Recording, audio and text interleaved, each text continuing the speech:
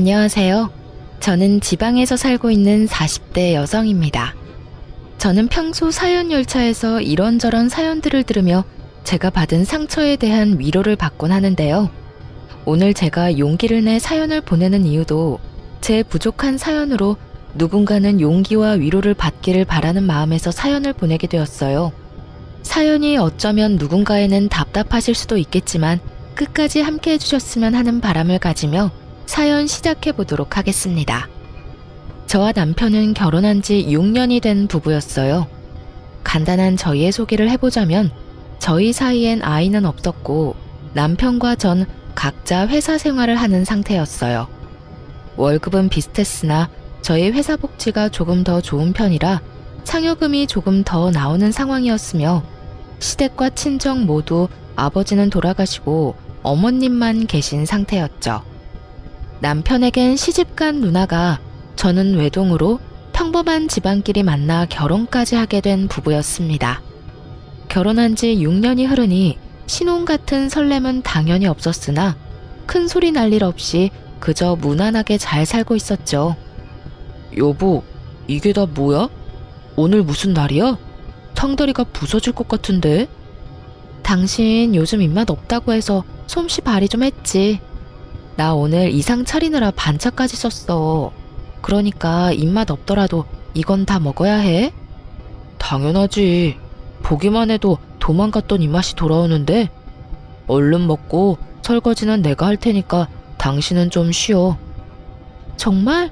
그렇지 않아도 주방에 설거지가 산더미라 걱정했는데 당신밖에 없네. 이렇게 푸짐하게 대접받는데 설거지는 당연히 내가 해야지. 얼른 먹자. 배고파. 이렇듯 저희는 아무 문제 없이 하하호호 웃으며 지내고 있었습니다. 하지만 이런 저희에게도 말이 나올 것이 있다면 당연하게도 아이였어요. 결혼 6년차가 되었는데도 불구하고 임신 소식이 전혀 없으니 친정은 둘째치고 시댁에서 말이 나올 수밖에 없는 상태였어요. 희진아, 아직 임신 소식 없니? 너희 혹시 포기한 거야? 잊을만 하면 걸려오는 전화에 저는 퍽 난감하더라고요. 임신을 하고 싶지 않아 하지 않는 것도 아닌데 시모가 괜한 오해를 할까 걱정스럽기도 했고요. 포기까지는 아닌데 자연 임신 기다리고 있어요. 저도 원하는데 그이가 병원 다니는 걸 너무 힘들어해서요. 병원 다녀오면 밥도 잘 안 먹고 잠도 잘 못 자고 그러더라고요. 그래서 저도 말 안 꺼내려고 하고요. 그래? 그 정도로 힘들어하니? 아유, 남들은 잘만 생기고 잘만 낳던데 너희는 왜 그렇게 힘이 드는지. 혹시 너한테 무슨 문제 있는 거 아니니? 네? 저한테요? 그래, 우리 아들한테 문제가 있을 리는 없고 혹시 너한테 문제가 있는 거 아니야? 병원에서 별말 없든? 네, 검사 다 해봤는데 저 나이에 비해 자궁 나이도 젊고 아직 건강하다고 했었어요. 아무리 건강해도 이러는 경우도 있다고 하더라고요. 그래? 하여튼 얼른 임신이 돼야 할 텐데 내가 너희 생각만 하면 걱정이야. 때론 상처되는 말도 하긴 했지만 대부분은 좋게 걱정스러운 투로 이야기해줬던 터라 저는 대부분 웃으며 이 말들을 넘겼지만 남편은 그렇지 않았어요. 여보, 미안해. 괜히 나 때문인 것 같아서 미안. 미안하긴 됐어. 그게 당신 잘못도 아니고. 이렇게 매번 나한테 미안하다고 할 거야? 평생? 평생 해도 모자라지. 나 때문에 우리 임신 불가능한 거잖아. 맞아요. 사실 제가 임신이 안 되던 이유는 바로 남편 때문이었어요. 남편은 정자수가 거의 없는 무정자증이었어요. 당시 임신이 되지 않아 고민하던 저희는 병원에 가게 되었고 이런 사실을 알게 되었던 것입니다. 이 사실을 알게 된다면 부모님이 속상해하실 것이 분명해 양가에는 비밀로 하고 그저 기다리고 있다고 답하기로 한 것이었죠. 그래도 미안해하지 마. 나는 오히려 잘 됐다고 생각해. 우리 둘이 더 행복하게 여유롭게 살면 돼. 그러니까 이제 미안하다는 그 말 좀 그만해. 그래, 내가 당신한테 정말 잘하고 살게. 당신이 원하는 건 뭐든 다 해주면서 당신 웃고만 살게 해줄게. 그래, 그 약속은 꼭 지켜. 알겠지? 그럼 나 믿어. 내가 꼭 그렇게 해줄게. 남편은 이렇듯 저에게 늘 미안해하면서도 제 행복을 위해 최선을 다하겠다고 했고, 전 그런 남편을 보며 이런 스트레스쯤은 웃으며 넘길 수 있다고 생각했죠.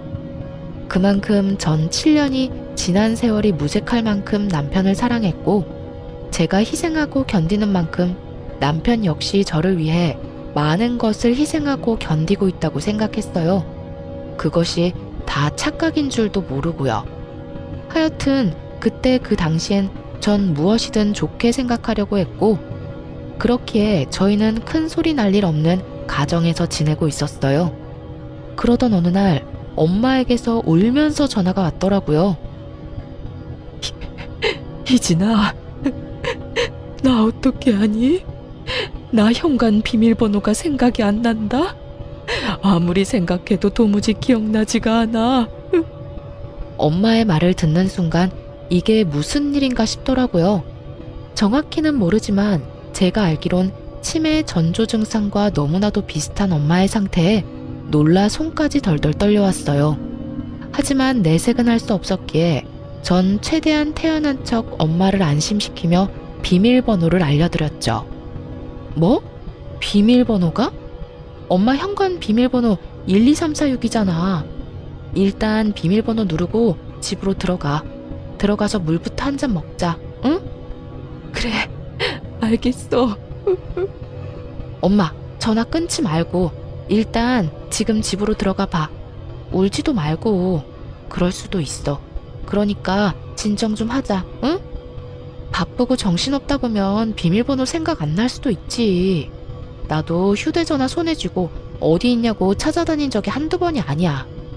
저번에도 이런 적이 있어서 늘 메모해서 다니는데 메모한 종이가 어디 있는지도 생각이 안 나는 거야. 아니, 순간적이지만 메모한 종이가 있다는 사실도 잊었던 것 같아. 엄마 진짜 어떻게 하니? 엄마 무서워. 엄마, 일단 진정하고 내일 병원에 가보자. 별거 아닐 거야. 알겠지? 일단 진정하고 집에서 좀 자. 말은 그렇게 했지만 저 역시 눈물이 왈칵 쏟아질 만큼 놀란 상태였습니다. 살면서 한 번도 생각해보지도 못했던 엄마가 많이 아플지도 모른다는 것은 저를 끝없이 상상하게 만들었고 끝없이 죄책감에 시달리게 만들었어요. 진작에 신경을 좀 쓸 것을, 진작에 병원에 모시고 갈 것을 하면서 말이죠. 그렇게 잠을 자지도 먹지도 못한 날이 지나고 다음날 날이 밝자마자 친정으로 가 엄마를 모시고 병원으로 갔고 절대로 아닐 거라는 제 바람은 산산조각이 나고야 말았습니다. 엄마는 치매 초기 증상을 보이고 있었고 무슨 병이든 관리가 중요하듯 치매 역시 그렇다고 하더라고요.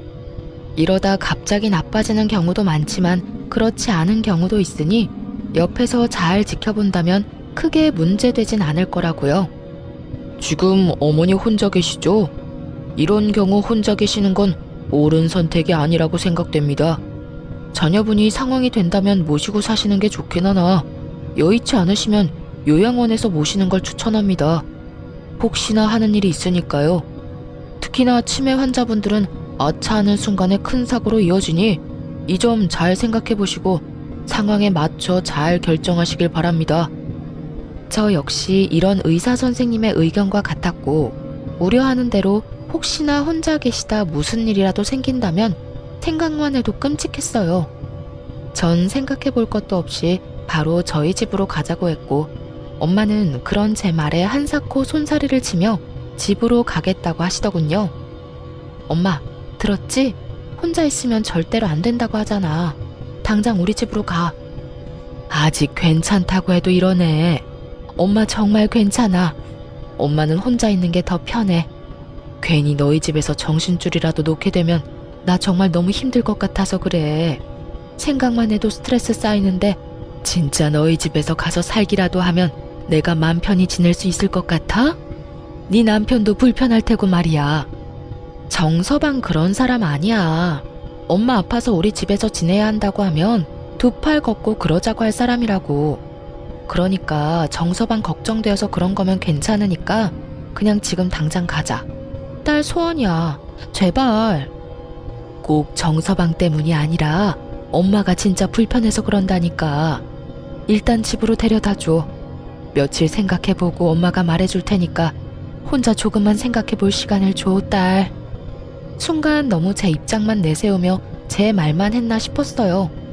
정작 지금 이 순간 가장 힘들고 고민스러울 사람은 엄마일 테니까요. 그래서 전 알겠다고 하며 전화기를 손에 꼭 쥐고 있으라는 당부와 함께 엄마를 집에 모셔다 드렸어요. 엄마 앞에선 덤덤한 척하느라 차마 흘릴 수 없었던 눈물이 엄마 집 현관문을 닫자마자 멈추지 않고 흘러나오더라고요. 얼마나 울었는지 머리가 아파져 올 지경이었어요. 집으로 돌아와서도 눈물은 멈추지 않았고 소파에 앉아 한참 울고 또 울었어요. 그렇게 울고 있는데 남편이 집으로 돌아왔고 울고 있는 저를 보고 화들짝 놀라며 이유를 물어오더라고요. 여보, 무슨 일이야? 무슨 일이길래 이렇게 울어? 우리 엄마 치매 초기가 오고 있대. 치매? 그게 정말이야? 글쎄 어제 엄마가 현관문 비밀번호가 생각 안 난다고 전화가 온 거야. 그래서 아무래도 찝찝해서 병원 모시고 갔더니 그러네. 관리를 잘해주면 괜찮을 거라는데 아무리 그래도 치매가 얼마나 무서운 병인지 당신도 알 거 아니야. 아무래도 집에 혼자 계시는 건 말도 안 되지 않을까? 그렇지. 치매이신데 어떻게 혼자 계셔. 그건 절대로 안 되지. 내심 남편의 말을 들으며 나와 생각이 같구나 싶어 안도했는데 남편의 입에선 예상치도 못했던 말이 나오고 있더라고요. 요양병원 알아봐야겠네. 아무래도 왔다 갔다 하려면 우리 집에서 가까운 곳이 좋겠지?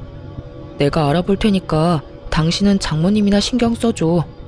장모님 많이 놀라셨을 텐데. 어쩌면 저리도 다정한 말투와 다정한 목소리로 당연하다는 듯 요양원을 말할 수가 있는지 섭섭하면서도 당황스럽더라고요. 전 당연하게 말하고 있는 남편을 바라보며 요양원은 생각해보지도 않았다는 제 의견을 말했습니다. 여보, 나 요양원은 생각도 안 했어. 난 당연히 집에 모시고 오려고 했지. 당신도 당연히 그렇게 해줄 거라 생각했고. 어? 우리 집? 우리 집. 증상이 심한 것도 아니어서 우리 생활에 피해 끼칠 일도 없고 증상이 심하다고 한들 집에서 모시고 싶어. 우리가 모시면 우리 회사 갔을 땐 어떻게 하게? 우리 회사 가면 장모님은 또 혼자 계셔야 할 텐데 그렇게 되면 집에 모시는 의미가 없잖아. 나 재택으로 근무 돌리거나 안 된다고 하면 그만두고 재택 가능한 회사로 알아보면 되지. 그러면 일해도 지장 없고 엄마랑 시간도 많이 보낼 수 있잖아. 그건 그런데 있잖아 여보. 그냥 솔직하게 말할게. 나 장모님이랑 같이 사는 거 불편해. 당신도 알다시피 나 집에서 편하게 있는데 장모님 오시면 편하게 있지도 못하고 그리고 나도 나지만 장모님도 불편하실 거야. 아무리 초기라도 그래도 증상이 나타날 건데 나한테 얼마나 민망하시겠어. 미안하시기도 할 테고. 여러모로 요양원에 모시는 게 더 맞다고 생각해. 당신하고 내가 자주 가면 되잖아. 남편의 말이 이해가 되긴 하지만 섭섭한 건 어쩔 수 없더라고요. 저는 늘 남편의 입장에서 먼저 생각하려고 했었고 그랬기에 제 결정은 남편을 위한 결정이 많았어요. 그런데 정작 남편은 다른 문제도 아닌 엄마가 아파서 모시자는 말도 이해해주지 않고 자기 뜻만 내세우고 있으니 섭섭할 수밖에요. 당신 말 이해하는데 섭섭한 건 어쩔 수가 없네. 만약 어머님이 편찮으셔도 이렇게 말했을 거야? 바로 요양원 보내자고? 당연하지. 나한텐 장모님이나 엄마나 매한가지야. 만약에 우리 엄마한테 이런 상황이 생겨도 우리 집에 모시고 오는 건 아니라고 생각해. 특히나 우리 엄마 오면 당신 고생하게 될 게 뻔한데 더욱 요양원으로 모셔야 하지 않을까? 그러니까 당신도 내 말 섭섭하게 듣지 말고 내 입장에서 장모님 입장에서 다시 생각해봐. 알겠어. 일단 생각 좀 더 해보게. 엄마하고도 이야기해보고. 좋게 좋게 설명하는 말에도 저는 여전히 섭섭했지만 남편의 입장에선 그럴 수도 있는 일이기에 일단 조금 더 생각해본다고 했습니다.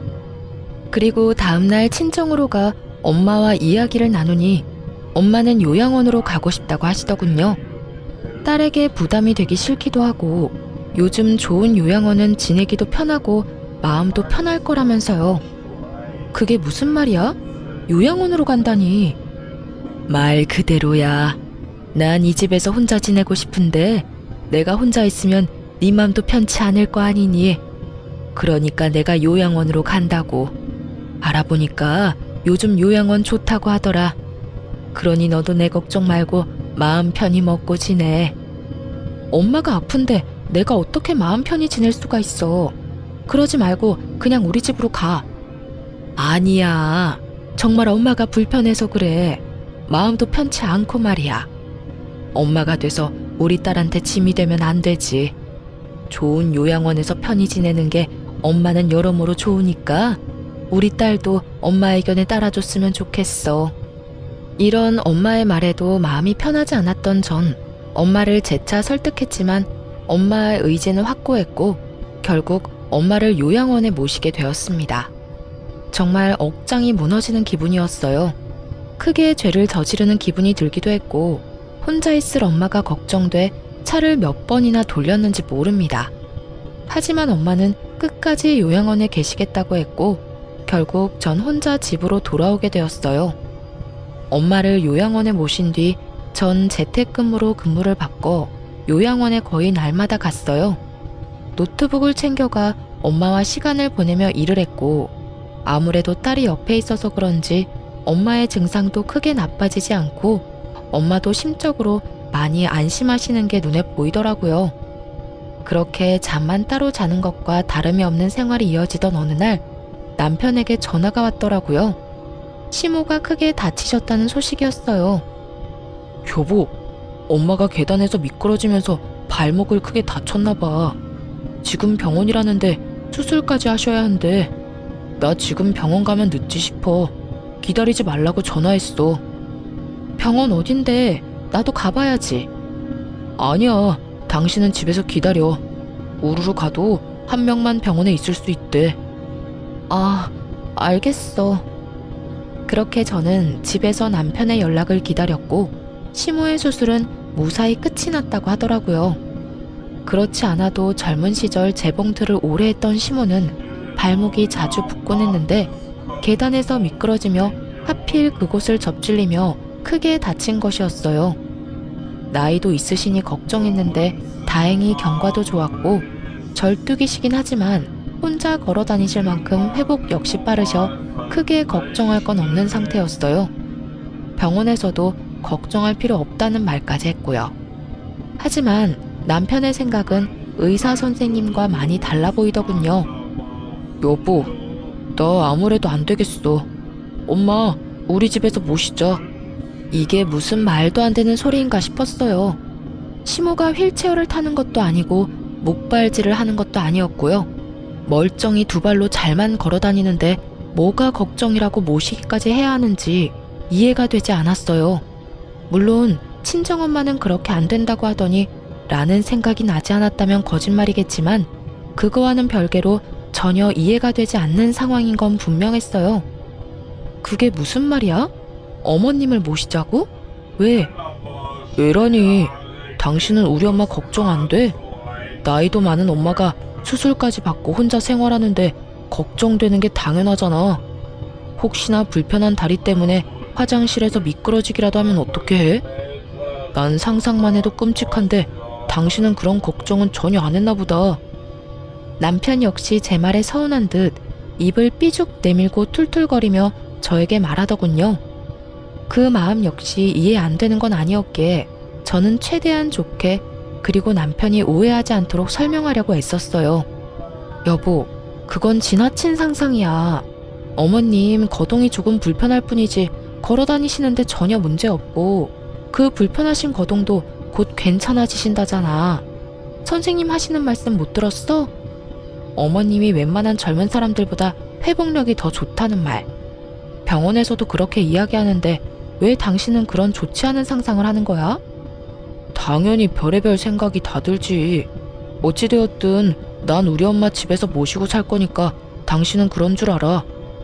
남편은 제 의견과는 상관없이 막무가내로 우기기 시작했고, 전 그런 남편에게 더 차분히 제 의견을 말해주었어요. 당신 마음 이해 못하는 건 아닌데 나 불편해 여보. 당신도 그랬잖아. 우리 엄마 모시고 사는 거 불편해서 싫다고. 나 역시 같은 마음이야. 백년 손님인 당신도 불편한 마당에 나는 오죽하겠어? 어머님이 아무리 좋으신 분이라도 시어머니는 시어머니고 나는 불편할 수밖에 없지 않을까? 그러니까 당신이 섭섭하더라도 이번엔 양보 좀 해줘. 최대한 좋게 말한다고 했는데 남편은 생각보다 많이 섭섭해하더라고요. 아니, 화난 모습에 가까웠어요. 당신 진짜 너무한다. 지금 내가 장모님은 요양원 보내고 우리 엄마는 모시자고 했다고 이러는 거야? 그래서 이 심각한 상황에 대해선 제대로 생각해보지도 않고 무조건 안 된다고 하는 건 아니냐고. 그런 뜻이 아니잖아. 왜 그런 식으로 받아들이는 건지 모르겠는데 난 정말 그저 불편하다고 말하는 것 뿐이야. 당신도 그러하듯 나 역시 불편하다고 말하는 것 뿐이라고. 그리고 심각하긴 뭐가 심각하다는 거야? 다 심각하지 않다고 경과 좋다고 하는데 당신만 심각해, 당신만. 무조건 덮어놓고 마음대로 생각하는 사람은 내가 아니라 당신이라고. 좋게 이야기하던 저 역시 화가 나버렸고 결국 다툼이 시작되고야 말았습니다. 남편은 남편대로 말하기 시작했고 저 역시 그런 남편을 이해시키는 것을 포기해버린 것이었죠. 그렇게 저희는 긴 시간 동안 말다툼했고 그 과정에서 남편에게 섭섭한 마음이 생기는 것은 어쩔 수 없는 일이었어요. 저는 남편이 무정자증이라는 사실도 그 사실을 숨김으로 인해서 제가 겪어야 했던 그 모든 상황도 심지어는 치매 증상을 보이는 우리 엄마를 불편하다는 이유로 요양원에 모시자고 한 남편도 다 이해하고 품으려고 노력했어요. 그런데 남편은 그저 본인 입장만 내세우고 저의 기분, 저의 입장에 대해선 전혀 이해조차 하지 않으려는 남편의 모습에 실망감이 생길 수밖에 없었죠. 하물며 집에서 모시며 보살핌이 필요한 사람은 엄마인데도 불구하고 무조건적으로 우겨대는 남편을 보며 정말 내가 알던 남편이 맞나 하는 생각이 들 정도로 실망스러웠어요. 넌 무조건 엄마 모시고 올 거니까 그런 줄 알아. 그런 식으로 우긴다고 해결될 문제 아닌 건 잘 알고 있지? 난 불편해서 싫다고 했으니까 당신이나 내 말 잘 기억해. 이렇게 남편은 끝까지 시모를 모시고 오겠다고 우겼고 전 끝까지 안 된다고 하며 정해진 결과 없이 대화를 마무리하게 되었습니다. 그날 이후 저희의 사이엔 대화가 줄어든 것은 물론이고 눈도 마주치지 않고 생활하게 되었어요. 말을 섞으면 다투게 되니 차라리 아무 말도 하지 않는 생활이 더 편한 지경이었죠. 그렇게 각자 알아서 생활하던 어느 날 남편에게서 문자가 왔더라고요. 오늘 우리 엄마 모시고 병원 다녀와. 다녀올 수 있겠냐도 아니고 다녀오라니. 낮엔 항상 엄마 요양원에서 시간을 보낸다는 걸 누구보다도 잘 아는 남편이 부탁하는 것도 아닌 명령조로 저런 말을 하니 참 기가 막히더라고요.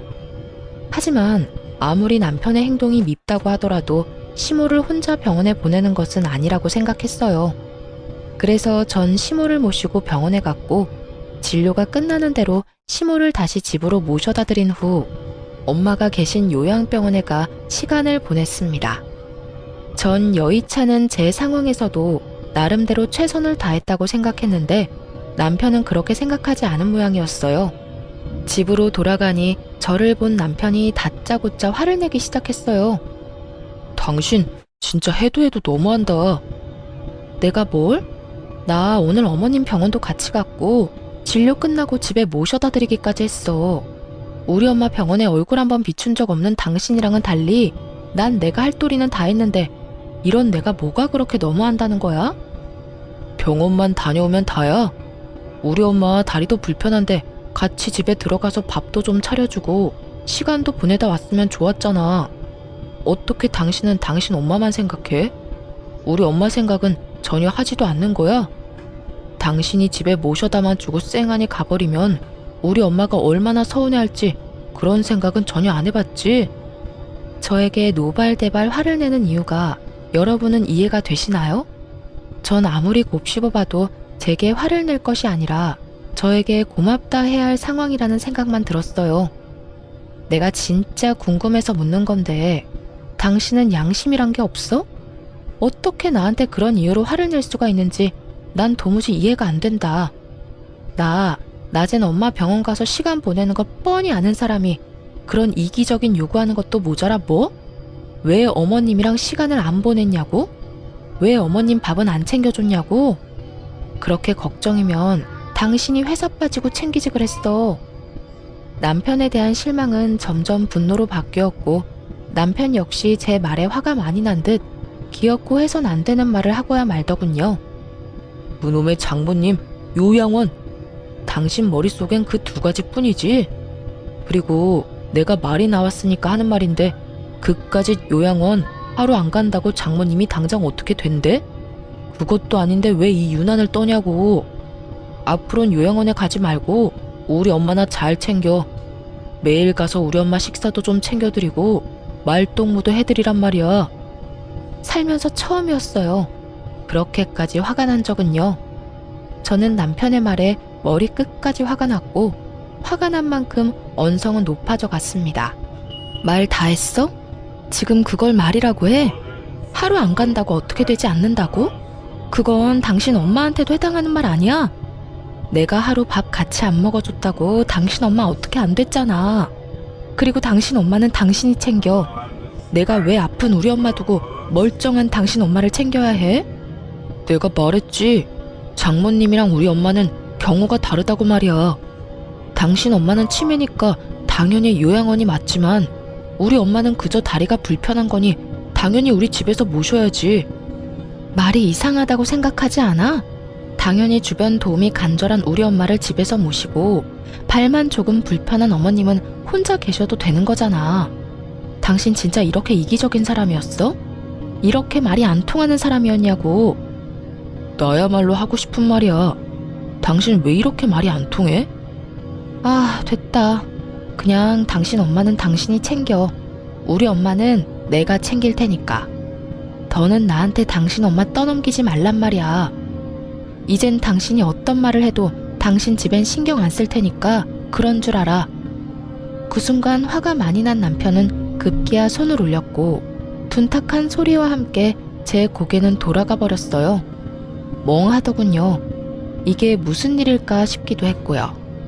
하지만 그것도 잠시 저 역시 남편에게 받은 그대로 돌려줘 버렸고 저보다 더 충격에 빠진 남편이 뺨을 어루만지며 저를 바라보더군요. 뭘 봐? 너는 되고 나는 안 돼? 네가 화내면 나도 화낼 수 있고 네가 때리면 나도 때릴 수 있어. 어떻게 네가 감히 나한테 이딴 짓을 할 수가 있어? 내가 뭘 그렇게 잘못했다고. 늘 하던 대로 내가 고분고분하게 당신 말 안 따라주니까 그게 그렇게 화가 났어? 이때껏 내가 할 줄 몰라서 가만히 있었는 줄 알아? 다 당신을 사랑하고 아끼니까 이해하고 배려했던 거야. 앞으로 2번 다신 너한테 그렇게 배려하고 이해하는 일은 없어. 전 울분을 한바탕 쏟아내버리고 짐을 싸버렸어요. 짐을 싸는 내내 당장이라도 이혼을 하자고 해버리고 싶은 걸 얼마나 참았나 모릅니다. 당연히 이혼을 결심하긴 했지만 그런 식으로 흥분한 채로 이혼을 말하고 싶지 않았어요. 그렇게 전 마음을 다스리며 짐을 싸 엄마가 있는 요양원으로 와버렸고 저희의 별거는 시작되었습니다. 병원에서 지내는 내내 남편에게선 연락이 오지 않았고 혹시나 미련이 남진 않을까 했던 제 우려와는 달리 그 생활이 너무나 편안하고 좋더라고요. 결국 이혼이 답이구나 하는 결론을 내리게 되었고 그렇게 마음 정리를 하던 어느 날이었어요. 연락도 없던 시모에게 연락이 와 다짜고짜 저를 쥐잡듯 잡아대기 시작하더군요. 너 집 나갔다며? 감히 네가 뭘 잘했다고 집까지 나가? 당장 못 들어가? 어머님 아들 확 쫓아내버리려다가 제가 나왔는데 그것도 불만이세요? 그러면 제가 들어가고 어머님 아들은 어머님 집으로 보내드릴게요. 뭐야? 너 지금 그걸 말이라고 하니? 잘한 짓 하나 없는 것이 뭐 이렇게 당당해? 제가 당당하지 못할 이유가 있나요? 집 나와 지내는 며칠 내내 생각해봤는데 전 아무리 생각해도 제 제가 이런 취급을 받을 이유가 없더라고요. 도대체 제가 뭘 잘못했길래 그런 말을 들어야 하나요? 그걸 몰라서 묻니? 어디 시집 온 여자가 친정일에 정신이 팔려서 시어머니도 내팽개치고 지낸단 말이야. 내 살다 너같이 정신 빠진 애는 처음 봤다. 무슨 일이든 순서라는 게 있는 법이야. 여자가 출가 외인이 되면 진정은 없는 거다 생각하고 오로지 시댁만 챙기면서 살아야 한다 이 말이다. 그것뿐이야? 애도 못 낳는 주제에 친정만 챙긴다고 설치는 꼴이 네 생각엔 잘한 행동이라고 생각하니? 시모는 기어코 임신 문제를 걸고 넘어졌고 전 더는 숨길 필요가 없다는 생각이 들었습니다. 그동안은 남편을 위해서 이 모든 수모를 감내했던 것이었지만 이혼을 할 마당에 굳이 남편의 치부를 감싸주면서까지 이런 수모를 당할 이유는 없었으니까요. 어머님, 제가 아기를 못 낳는 게 아니라 어머님 아들이 아기를 못 가지는 거예요. 뭐라고? 그러니까 쉽게 말하자면 어머님 아들이 무정자증이라고요. 정자가 거의 없어서 임신이 불가능한 상태라는 거예요. 이제 아시겠어요? 제가 어머님 아들을 떠받들고 살 게 아니라 어머님 아들이 저를 떠받들고 살아야 한다고요. 너 어디서 그런 말도 안 되는 거짓말을 짓거리는 게야? 말이 씨가 된다는데 얼른 취소 못해? 어디 말 같지도 않은 말을 재수없게? 저도 웬만하면 끝까지 비밀 지키려고 했는데 어머님이 이딴 식으로 나오니 어쩔 도리가 없네요. 보아하니 제 말을 믿지 못하는 것 같은데 정 못 믿겠으면 그 잘난 아들한테 확인해 보시라고요. 너 내가 내 아들한테 확인해보고 거짓말이면 너 가만두지 않을 테니 각오해. 그까짓 각오 얼마든지 해드릴 테니 얼른 확인이나 해보세요. 그대로 전 전화를 끊어버렸고 통쾌함과 동시에 후련하다는 느낌을 받게 되었죠. 이 말하는 게 뭐라고 남편을 위해서 이날 이때껏 참았었나 하는 생각에 조금은 저 스스로가 철없기도 불쌍하기도 했고요. 그렇게 전화를 끊어버리고 엄마와 시간을 보내고 있는데 남편이 요양원으로 찾아왔더라고요. 정말 웃기지 않나요? 그간 엄마 요양원은 찾아오지도 않던 남편놈이 제가 시모에게 본인이 무정자증이란 걸 알리자마자 불이 나게 쫓아온 꼴이 말입니다. 심지어 어느 건물에 있는 병실인지 찾지도 못해 주차장으로 나오라고 하더군요. 그 말을 듣는데 너무나도 괘씸해 나가지 않으려다 이혼하자는 말을 해야 하기에 겨우 마음을 다잡고 주차장에 나가 남편을 만났어요. 제 예상대로 남편은 저를 보자마자 화부터 내기 시작하더군요. 당신 미쳤어? 내 상태에 대해서 우리 엄마한테 말하면 어떻게 해? 우리 엄마 충격받아서 지금 누워 계신다고. 끝까지 가관이다 진짜. 내가 오죽했으면 그런 이야기까지 했을까 이런 생각은 전혀 못하지? 당신 엄마가 나한테 전화해서 애도 못 낳는 주제에 친정 챙기는 꼴이라고 하더라? 그런 말까지 들었는데 내가 가만히 있었어야 했어? 내가 뭘 잘못했는데? 오죽했으면 우리 엄마가 그런 말까지 했겠어? 오죽 답답하고 화가 났으면 그러셨겠냐고. 나도 마찬가지야. 나도 답답하고 나도 화났었다고. 저는 소리를 확 질러버렸고 남편은 그런 저의 모습에 많이 놀란 듯 멍하니 저를 바라보더라고요. 왜?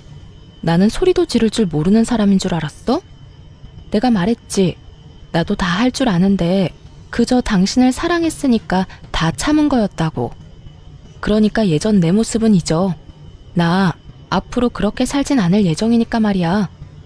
남편은 그저 멍하니 저를 보다 한숨을 쉬더라고요. 그러곤 이런 말을 짓거리기 시작했어요. 알겠어. 이 정도 했으면 나도 다 알았고 당신도 충분히 선 넘고 있으니까 서로 이 정도까지만 하자. 뭐? 이 정도까지만 하고 집으로 돌아오라고. 그리고 내일부터 우리 엄마 병원도 좀 모시고 다니고 당신이 한 짓이 있는데 그 정도는 해야 우리 엄마 화가 좀 풀리지 않겠어? 남편은 착각을 아주 크게 하고 있었고 그런 남편을 보는데 웃음이 다 나더라고요.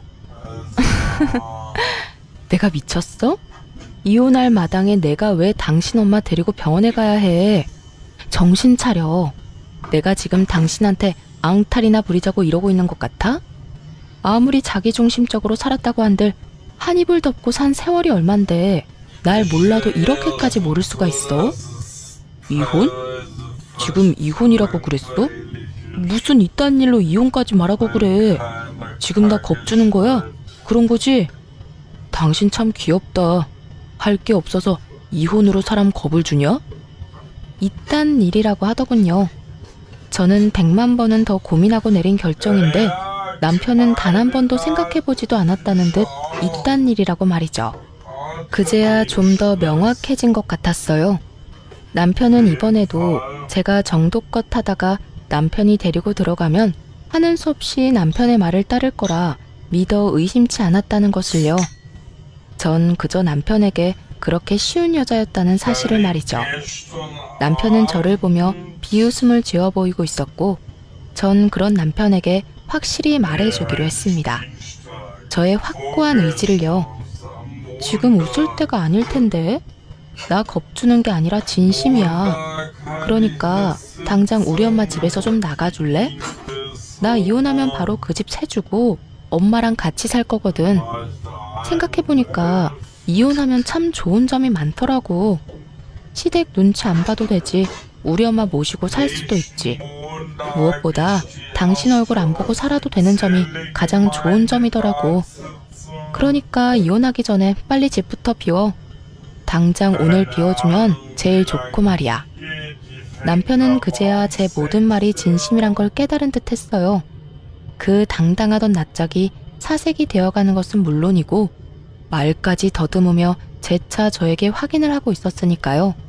겁이 나도 부족함 없는 상황이긴 했습니다. 저희가 결혼할 당시 남편과 저는 모은 돈이 없었고 하는 수 없이 엄마가 가지고 있는 아파트에서 전세로 들어가서 살게 된 것이었어요. 살면서 돈을 모아 집을 마련해 나가려고 했지만 남편이 돈을 모으는 족족 시댁에서 일어나는 크고 작은 일에 돈을 주느라 전혀 모은 돈이 없는 상태였죠.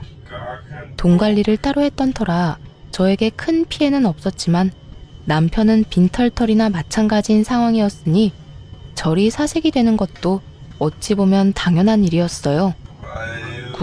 그 말이 무슨 말이야? 진심이라니? 집을 비우라니?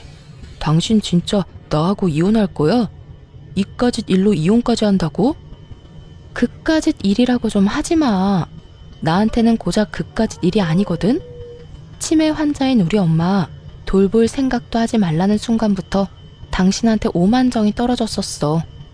그리고 집 나오는 순간부터 이혼해야겠다고 결심한 상태였고 결심은 했지만 확신은 못한 상태였는데 오늘 어머님이나 당신 하는 꼴을 보니까 결심이 섰어.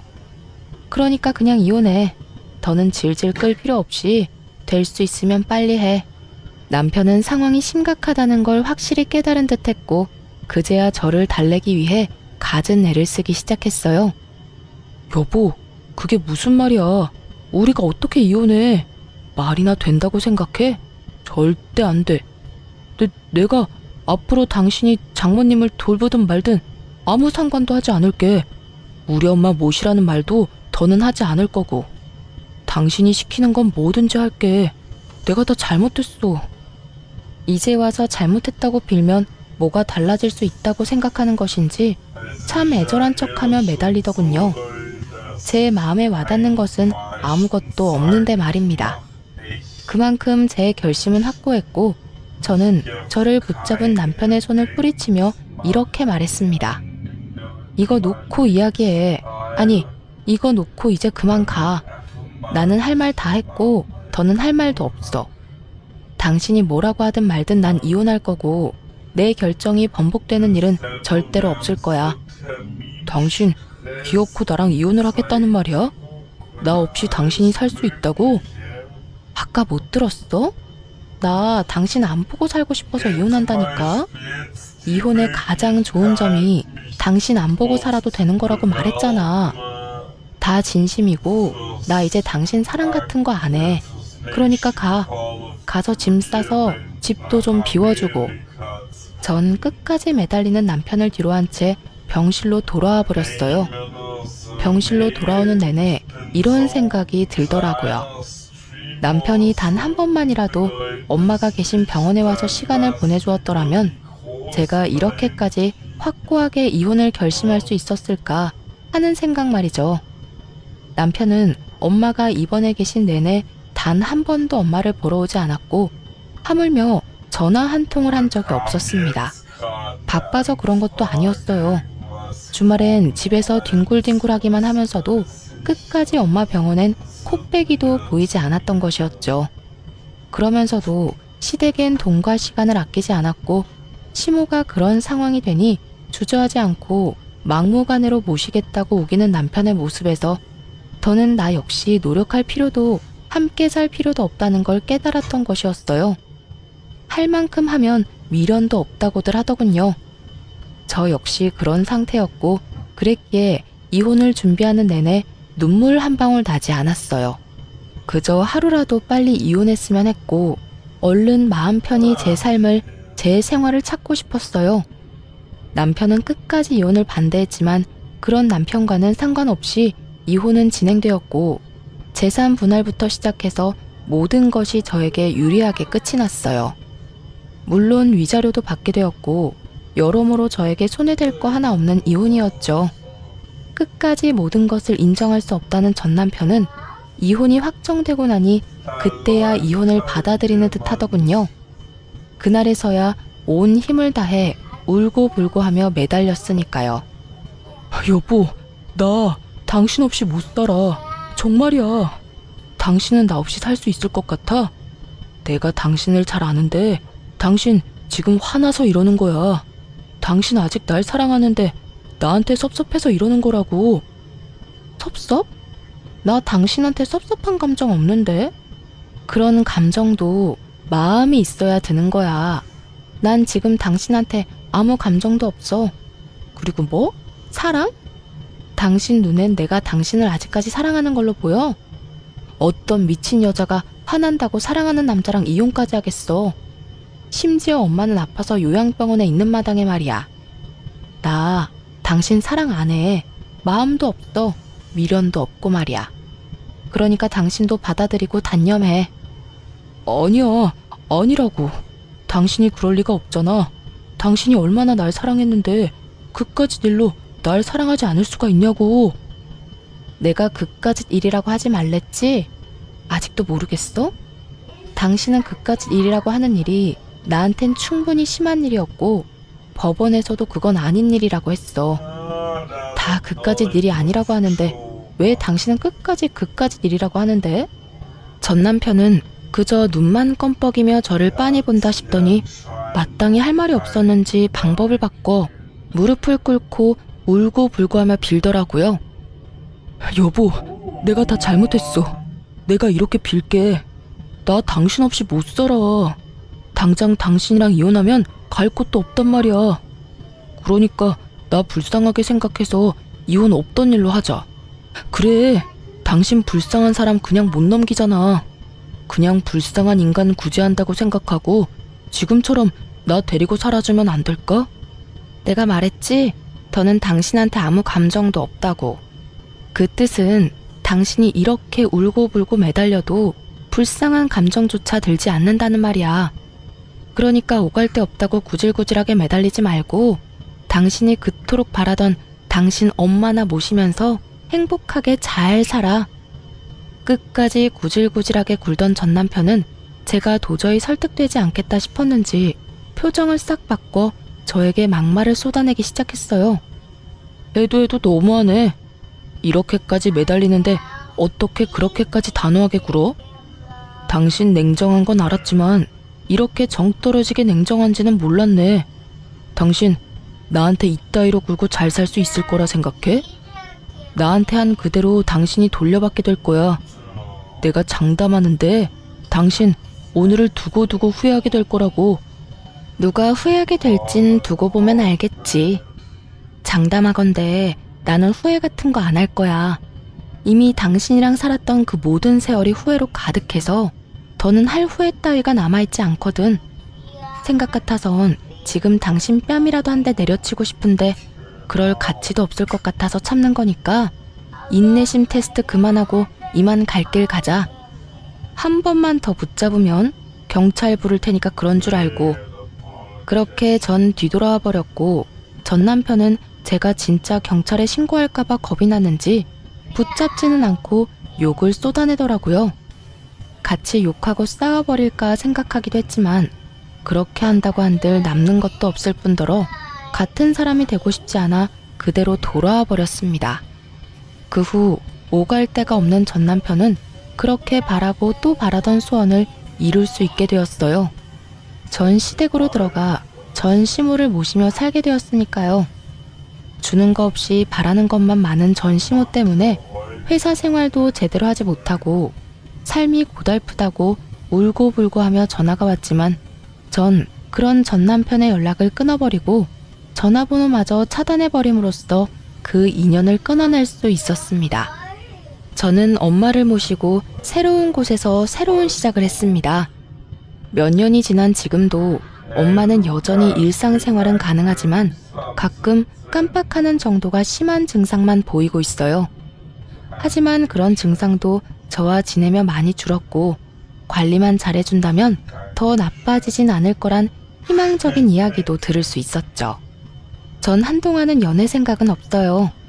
아무래도 온 마음을 쏟아 사랑했던 사람과 이혼까지 해버렸으니 남자라면 지긋지긋한 상태 정도는 되는 것 같아요. 그래서 앞으로는 엄마와 시간을 보내며 지내려고 해요. 요즘엔 여기저기 여행도 많이 다니고 있으며 바다를 좋아하는 엄마를 위해 바다에서 가까운 집을 알아보는 중이에요. 생각만 해도 속이 뚫리는 것 같지 않나요? 이렇듯 전 요즘 하루하루 즐겁고 설레는 마음으로 시간을 보내고 있습니다. 이혼을 후회해 본 적은 단 한 번도 없고 다시 그 순간으로 돌아간다면 애초에 참지 않고 이혼을 해버릴 정도로 지금 이 순간이 행복하고 만족스럽답니다.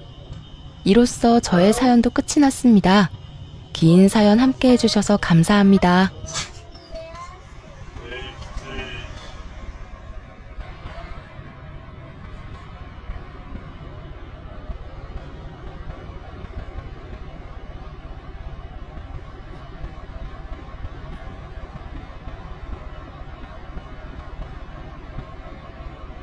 안녕하세요.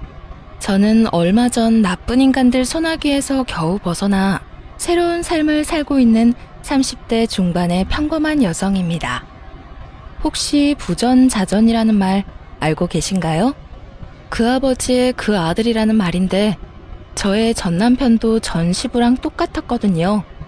살다 그런 이상한 부분까지 닮은 부자간이 있을 줄 몰랐지만 있긴 하더군요.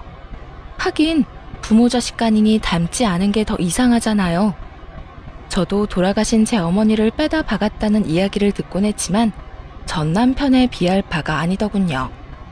저는 남편과 만난 지 8개월 만에 결혼을 하게 됐어요. 그렇게 빨리 결혼한 건 제 개인적인 사정 때문이기도 했습니다. 어릴 때 아버지를 여의고 홀어머니 밑에서 동생과 함께 자란 저는 언제나 결혼에 대한 환상이 있었어요. 그리고 결혼식 때는 어머니의 병환 때문에 좀 서둘렀던 것도 있죠. 왜냐면 어머니가 돌아가시기 전에 꼭 결혼식을 올리고 싶었거든요. 어머니의 부탁으로 말입니다. 그러나 어머니도 결혼식 직전에 돌아가시는 바람에 결국 혼주석에는 외삼촌 부부가 앉게 되셨죠. 남편은 평범한 중소기업 직장인이었고 남편과의 만남은 조금은 특수한 편이었어요. 제가 일하던 피부 미용실 사장님의 아들이었거든요. 사장님이 저를 좋게 봐주셔서 결혼까지 갈 수 있었어요. 일하면서 만나게 된 그 남자는 착해 보였고 연애 중에는 제게 아주 잘했어요. 그게 다 계산된 것이라고는 상상도 못했지만요. 어쨌든 결혼하고 저는 행복한 결혼 생활을 꿈꿨는데 생각지도 못한 곳에서 그 행복은 조금씩 금이 갔어요. 제가 일하던 시어머니의 피부 미용실은 저와 시어머니 둘만 일하는 아주 작은 가게였어요. 하지만 동네 지인분들을 꽉 붙잡고 있는 매출이 잘 나오는 곳이었죠. 단골들이 많고 사랑방처럼 사람들이 모여 수다도 떠는 곳이 저희 피부 미용실이었어요. 그런데 아주 평범하기 그지없던 그날, 저와 시어머니의 눈을 의심할 일이 이 작은 가게에서 벌어지고 말았어요. 쾅 하는 소리와 함께 누군가가 들어왔어요. 미용 시술하고 있다가 깜짝 놀라 밖으로 나갔더니 제가 아는 얼굴 하나가 있었고요. 어머, 아버님, 무슨 일이세요? 그래, 이 여편네 어디 갔냐? 예? 누구긴, 여기 사장, 빨리 나오라고 그래. 앙칼진 목소리로 시어머니를 부르는 사람은 시부가 아닌 시부가 데려온 여자였습니다. 저는 처음에 무슨 빚쟁이인 줄 알았어요. 여자의 표정이 너무도 당당하고 몸싸움을 걸 것 같은 표정이라 순간 저도 당황했을 정도거든요. 무슨 일로 부르신 건지, 지금은 미용 시술 중이시라 나오시는 건 좀 그렇고 한 20분이면 끝나니까 기다려주시면. 20분? 내 시간이 얼마나 귀한 시간인데 이 여자한테 20분이나 할애를 한단 말이야. 안 나오면 내가 들어가야지. 그 여자는 급기야 방 안으로 들어가려고 저를 밀치려고 하더군요. 저는 당황한 마음도 잠시 살짝 화가 났어요. 제가 여기서 일하는 직원이긴 해도 시어머니의 며느리라 책임감도 있었거든요. 그런 상황에서 손님 다 떨어지게 만들 작정인지 다짜고짜 단골이 있는 곳에 들어가겠다는 말을 하니 열이 받아 저도 모르게 그 여자 앞을 가로막았어요. 무슨 일인지 모르겠지만 여기서는 안 돼요. 20분만 기다리세요. 야, 네가 뭔데 내 앞을 막아? 그래, 그년보다 너부터 작사를 내주지. 그 여자는 단정히 틀어먹은 제 머리를 쥐어뜯으며 육탄 공격에 들어갔습니다. 저도 참지만은 않았죠. 그 여자가 머리를 쥐어뜯으려 하길래 저는 그 여자 셔츠의 단추를 다 뜯어버렸어요. 옷이 뜯기니 당황한 여자가 제 손을 놓더군요. 머리는 산발이 돼서 우스꽝스러운 꼴로 시모와 손님이 들어가 있는 방문 앞을 지켰는데 밖이 영 소란스러우니 시모가 결국 손님에게 양해를 구하고 밖으로 나오더라고요. 그리고는 시부와 그 여자의 얼굴을 보더니 한숨을 푹 내쉬더군요. 도대체 여기가 어디라고 저 여자를 데리고 와? 당신 미쳤어? 돌았어? 생각이라는 게 있는 거야? 잘도 며느리가 있는 곳에 상간녀 데려와서 나 바람피는 시아버지요, 동네방네 소문내는 거야? 그제야 저는 그 여자의 정체를 알게 됐습니다. 시부의 상간녀, 그것이 저 여자의 정체였어요. 왜? 우리가 못 올 때라도 왔어? 그렇게 헤어져 달라는데 안 된다고 난리치고. 도대체 뭐가 문젠데? 왜 안 헤어지는 건데? 네가 이혼 안 해준다고 해서 내가 여기까지 온 거야. 그 이혼 때문에 여기까지 와서 행패야? 너네가 인간이야? 너네가 사람이 맞기는 하냐고. 정신 나간 것들. 불륜에 아무리 눈에 뵈는 게 없어도 적어도 인간답게는 굴어야 할 거 아니야. 너는 시아버지가 돼서는 며느리 직장에 와서 잘하는 짓이다. 어? 며느리가 너를 뭐로 보겠어? 여태껏 숨겼는데 고세를 못 참고. 다 필요 없으니 이혼이나 해줘. 아들은 이미 다 커서 우리가 있든 없든 상관없잖아. 미성년자도 아니고. 말 길게 섞지 마요. 경고하는데 당장 이혼 안 해주면 나 당신 미용실 매일 찾아와서 행패 부릴 거야. 각오하라고. 그렇게 한바탕 토네이도가 지나간 것처럼 두 사람이 사라지고 나서 결국 머리가 다 뜯긴 저와 정신과 마음이 너덜해진 시모, 그리고 영문도 모른 채 이 모든 일을 지켜봐야 했던 손님만이 남겨졌어요. 그런데 그 손님이 계산을 하며 그러시더군요. 저 여자 옆 동네 음식점에서 일하는 여사장인데 성격 대단하다고 소문났어. 그런 여자 상대로 세댁도 대단하네. 시부의 상간녀는 옆 동네에서 가게를 하는 모양이었고 3년 전부터 시부와 만난 모양이었습니다. 이미 제가 결혼할 때 시부모 사이 관계는 이미 금이 와장창 가 있었던 거예요. 그리고 제게 결국 모든 걸 들켜버리고 이혼까지 종용당한 시어머니는 이혼을 결심하더군요. 저라도 일하던 곳까지 와서 이런 행패 부리면 화났을 거예요. 이혼감이라고 생각했을 거고요. 저는 시어머니의 이혼을 응원하기로 했습니다. 직장 사장과 직원 관계를 떠나 그동안 저희 고부가 쌓아온 정이 생각보다 컸거든요. 저희 어머니 돌아가시고 장례식이며 도움 주신 것도 다 시어머니였고 제 어머니 노릇해 주신 것도 시어머니였으니까요. 그런데 불똥은 아주 이상한 곳에서 튀었습니다. 시부모의 이혼 소송이 치열하게 진행 중인 어느 날이었어요. 오래된 사이에다가 얽힌 게 많을수록 이혼 소송은 길어진다는 걸 감안한다면 아주 극초기에 벌어진 일이었어요. 그날은 저와 남편이 매달 60만 원씩 적금했던 돈이 얼마나 모였는지 확인하려고 은행 잔고를 확인 중이었어요. 그런데 이게 무슨 일인지 그 안에 있어야 할 돈 2천만 원이 아주 깜짝같이 사라졌더라고요. 저는 너무 놀라 퇴근하고 집에 온 남편에게 물었어요. 여보, 우리 매달 적금하던 돈, 그 돈 다 없어졌어. 그거 우리 아버지 잠깐 빌려드렸어. 뭐? 아버님이 어디에 필요하신 건데? 그게, 잘 들어봐. 내가 제대로 설명해 줄게. 자, 우리 신혼집 명의가 누구로 되어 있지? 아버님 이름으로 되어 있지? 맞아. 사실 이번에 아버지가 연락 오셨거든. 어머니랑 이혼 소송하기 전에 우리 엄마가 그 상간녀 위자료 소송을 했대. 그게 판결이 났는데 결국 그 상간녀 쪽에서 우리 엄마에게 돈을 지급하라고 한 모양이야. 그래서 아버지가 연락 와서 돈을 좀 대신 내달라고. 뭐? 미쳤어? 그걸 우리가 왜 내줘? 한국말은 끝까지 들어보랬잖아. 자, 진정하고. 그래서 아버지한테 내가 거래를 제시했지.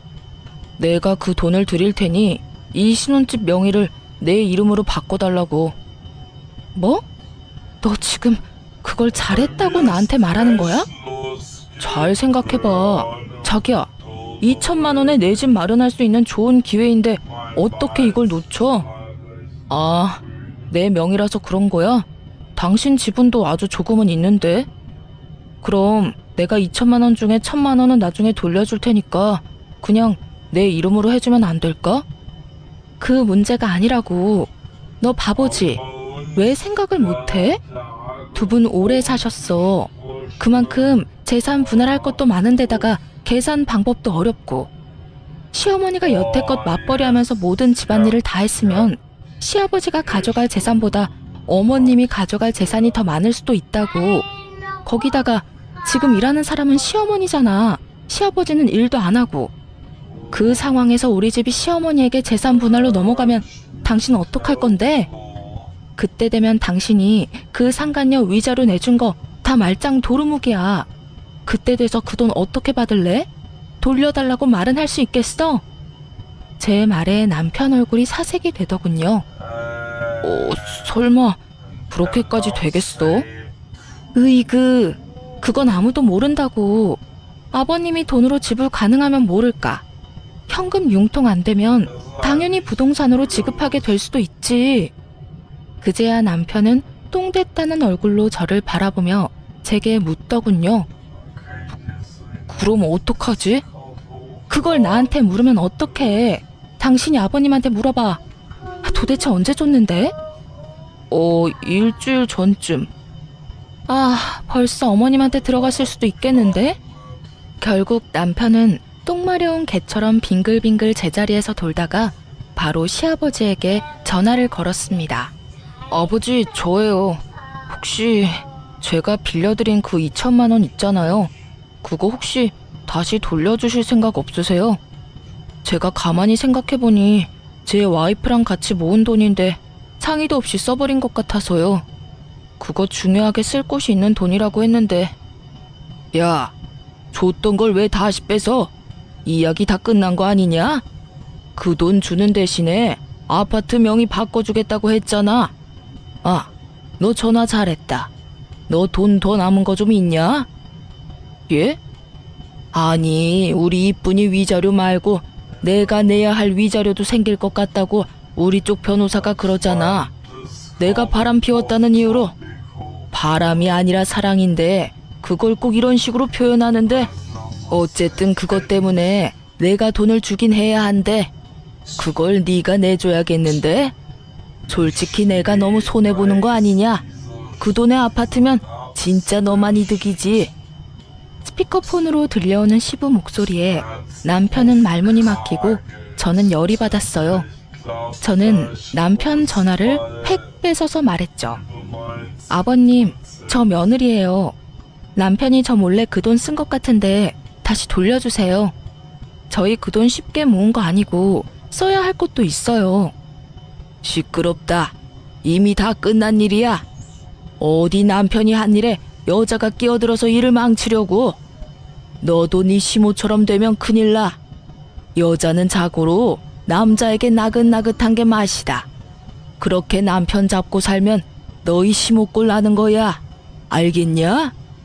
시부는 제 말을 들을 생각도 하지 않은 채 전화를 뚝 끊어버리더군요. 남편은 낭패라는 얼굴로 저를 쳐다봤고 저는 최후의 방법을 사용하기로 했어요. 시부의 상간녀가 저희 가게에 찾아왔을 때 그 상간녀가 일하는 곳이 어딘지 알았던 손님을 기억해냈어요. 그리고 그분께 연락해 정말 죄송한데 그 상간녀가 어디서 일하는지 알려달라고 했죠. 그분이 흔쾌히 가르쳐 주시면서 나중에 어떻게 됐는지만 알려달라고 하더군요. 그렇게 약속하고 저는 시부의 상간녀가 일하는 가게로 향했어요. 가게에는 손님이 몇 테이블 앉아 있었습니다. 저는 바로 전화로 제 남동생을 불렀어요. 그렇게 30분 지났을까? 남동생이 터벅터벅 이쪽으로 걸어오더군요. 제가 원하는 복장 그대로 왔더라고요. 제가 그 조폭들 문신한 것처럼 보이는 팔토시를 꼭 착용하고 최대한 그런 사람들처럼 보이도록 오라고 부탁했거든요. 동생은 원래도 덩치가 크고 키가 180이 넘는 거구인데 얼굴까지 좀 험악하게 생겨서 잘만 꾸미면 그런 느낌을 낼 수 있을 거라 생각했거든요. 역시나 그런 동생을 데리고 가게 안으로 들어가니 시부 상간녀의 얼굴이 싹 굳더군요. 그래도 이내 미소를 띠고 다가왔는데 이번에는 제 얼굴을 보고 다시 표정이 굳어버리더라고요. 저 기억하시죠? 그때 피부 미용실에서 일하던 여자예요. 얼마 전에 저희 아버님한테서 돈 2천만 원 받으신 거 있죠? 그거 저희 남편이랑 제가 모은 돈인데 돌려주셔야겠어요. 아버님한테 돌려달라고 했더니 직접 가서 돌려받으라고 하셔서 이렇게 일행이랑 같이 찾아왔어요. 그 돈을 왜 아가씨가 와서 찾아가? 내 애인이 준 돈인데 돈에 꼬리표라도 달렸니? 계좌에서 계좌로 넘어간 거면 꼬리표 달린 거랑 똑같죠. 어쨌든 저는 돈 주실 때까지 여기서 안 나가요. 그러니까 주던지 말던지 아주머니가 알아서 하세요. 저와 남동생은 테이블 자리 하나 떡하니 잡고는 그 자리에 앉았어요. 저만 왔다면 당연히 내쫓겼을 텐데 험악한 남자 하나와 같이 오니 내쫓지도 못하고 끙끙거리고 있더군요. 게다가 우리가 앉은 곳은 입구 쪽이었어요. 사람들이 들어오려고 안쪽을 기웃거릴 때마다 동생이 눈 마주치며 띠꺼운 표정 짓고 있으니 사람이 들어오지를 못하잖아요. 결국 시부가 왔더군요. 야, 너 도대체 여기서 뭐 하고 있는 거야? 뭐 하긴요. 떼인 돈 받으러 왔죠. 저희 돈 저희가 알아서 받아갈 테니 아버님은 끼지 마세요. 그리고 우리 남편한테 그 아파트로 거래하자고 꼬신 것 같은데 그 아파트 어머님한테 넘어가는 거라서 그렇게 거래하신 거죠? 어차피 자기 거 아닌 거 알면서 아들한테 사기쳐서 돈 달라고 한 거 아니냐고요. 이게? 때리고 싶으면 때리세요. 맞고 경찰서 가서 합의금, 치료비라도 뜯어내 드릴까요? 제가 머리를 들이밀며 때리라는 식으로 말하자 시부가 도리어 당황해하며 주저하더군요. 너 설마 우리 마누라가 시키디? 어머님은 아무것도 모르시고 저는 제 돈 찾으러 온 것뿐이에요. 그 2천만 원 중에 1,000만 원은 제 돈이거든요. 그러니까 아버님이 도와주실 거 아니면 가세요. 제가 알아서 받아갈 테니까요. 그리고 시간이 오래되면 오래될수록 이 가게 사장님 소문이 아주 잘 나겠죠? 그 말 한마디에 그 시부와 상간녀는 항복을 선언했습니다. 동네 장사에다가 단골 장사인 건 이 집도 마찬가지였어요. 피해자였으면 모를까 가해자 입장이면 장사하는 상황에 좋은 결과는 없을 테니 어찌 보면 현명한 선택이긴 했죠. 시부 상간녀는 저희에게 돈을 돌려줬습니다. 그리고 그와 동시에 시부도 반납을 했죠. 뭐 죽고 못 사는 절절한 사랑은 아닌 걸로 보이고 그 여자도 결국 동네 사람들 손가락질이 더 무서웠나 보더라고요. 그렇게 당당하게 굴더니 상간녀 꼬리표를 떼어내보려 당분간 장사도 휴업하고 잠수를 탔더라고요. 결국 시부는 상간녀도 잃고 어머님도 잃고 재산도 반 잃었어요. 시부 사정 같은 건 솔직히 상관없었어요. 저와 남편 돈이 무사히 돌아온 것이 제게는 가장 중요한 일이었으니까요. 그 돈을 받고 돌아오며 남편에게 말했어요. 여보, 제발 2번 다시 아버님 말에 속지 말고 그 누구의 말에도 속지 마. 그리고 무슨 소리를 들었다면 나한테 최소한 이야기를 하라고. 생각을 하고 행동을 해야지. 그저 눈앞에 이익에만 혹해서 그러면 나중에 문제가 생기면 곤란한 건 당신 자신이라고. 알았어? 미안해 여보. 내가 거기까지는 생각을 못했어. 그래도 앞으로는 조심할게. 남편은 결국 사과를 하더군요. 이렇게 남편이 정신을 차리게 되었습니다. 나은 결과가 되었다면 좋았을 텐데 남편은 전혀 나아진 것이 없었습니다. 시부모는 결국 이혼을 하게 됐고 제가 예상한 대로 시부 명의의 우리 신혼집은 시어머니 손에 넘어가게 됐어요. 재산 분할로 시어머니가 얻은 것은 그 아파트였고 그나마 시어머니가 일하는 가게는 뺏기지 않을 수 있었어요. 시부는 본인이 살고 있는 집에 대한 소유권만 가졌죠. 그것에 불만이 엄청 많았다고 하더군요. 하지만 저는 그렇게 생각하지 않았어요. 잃은 건 시어머니가 더 많았거든요. 시어머니가 잃은 건 건강이었죠. 시부와 상간녀 그리고 직장까지 진격한 그 2사람의 행패 때문에 시어머니는 이혼하는 과정 내내 스트레스에 시달려야 했어요. 매일 머리가 아프다고 하는 데다가 위장병으로 식사도 제대로 못하다 보니 몸에 변화가 생기긴 하더군요. 아니면 이미 오래전부터 있어 왔을 수도 있고요. 결국은 소화가 안 되어 찾은 병원에서 위암 진단을 받고 병원에 입원하게 되셨어요. 시부 집에서 나오면서 살 곳도 마땅찮아서 그간 저희 집에서 지냈는데 결국 그 뒤로 암에 걸렸다는 진단을 받는 바람에 병원 신세를 지게 되셨어요. 저는 그런 시어머니가 안쓰러워 일을 하며 수발을 들었습니다. 저는 여전히 시어머니의 피부 미용실에서 일했지만 시어머니가 일을 하실 수 없어 시어머니의 허락하에 다른 직원을 구해서 같이 일을 하고 있었어요. 그리고 그 직원에게 가게를 맡긴 날에는 시간을 내서 시어머니의 병간호를 하러 병원을 자주 찾았어요. 그리고 제게는 운명과도 같았던 그날이 다가왔죠. 그날도 저는 시어머니에게 가기 위해 일찍 일을 마감하고 직원에게 다음 시간에 있을 예약 손님 인수인계 중이었어요. 그런데 쾅 하고 누가 문을 열고 가게로 들어오더군요. 처음 보는 여자였어요. 처음에는 저희 가게에 새로 온 손님인가 싶어 웃는 낯으로 맞이했죠. 안녕하세요. 여긴 어떻게 오셨나요? 이효준 씨 와이프가 둘 중에 누구예요? 얼굴도 모르는 여자의 입에서 튀어나온 남편의 이름에 저는 표정이 급 굳어지는 걸 느꼈습니다. 그리고 설마 하며 말했죠. 제가 이효준 씨 와이프 되는 사람인데 그러는 그쪽은 누구세요? 갑자기 왜 여기 와서 남의 남편 이름을 들먹여요?